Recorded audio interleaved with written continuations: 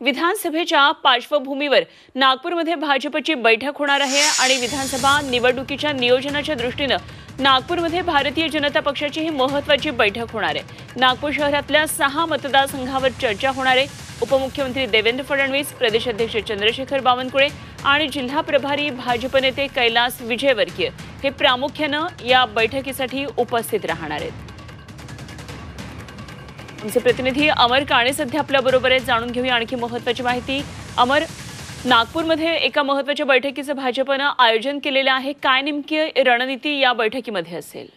अनुपमा, अतिशय महत्त्वाची अशी बैठक नागपूर शहराच्या दृष्टीने मानण्यात येते, कारण की नागपूर शहरातील 6 मतदारसंघांवर भाजपाने जोरदार अशी तयारी सुरू केलेली आहे आणि त्याचे शक्ती केंद्र प्रमुख आहेत त्यांची या बैठकीला बोलवण्यात आलं आहे आणि भाजपाचे सर्व प्रमुख जे नेते आहे राज्यातील ते या बैठकीला उपस्थित राहणार आहेत। उपमुख्यमंत्री देवेंद्र फडणवीस असो, बावनकुळे असो किंवा कैलास विजयवर्गीय जे प्रभारी आहे ते सगळेजण या बैठकीत मार्गदर्शन करणार आहे। नुकताच अमित शहा यांचा दौरा झाला होता, नागपूरलाही तो दौरा झाला होता, त्यांनी काही महत्त्वाच्या सूचना दिल्या होत्या, त्या दृष्टीने याबाबत संपूर्ण मार्गदर्शन, नियोजन आणि आचारसंहितेपूर्वी सगळं मार्गदर्शन पूर्ण करण्यात येणार आहे आणि त्या दृष्टीने 6 मतदारसंघाची बांधणी कशी राहील एकूण त्याचे संकेत या संपूर्ण बैठकीत शक्ती केंद्र प्रमुखांना देण्यात येईल आणि भाजपाचे जे स्थानिक पदाधिकारी आहेत त्यांना देण्यात येईल।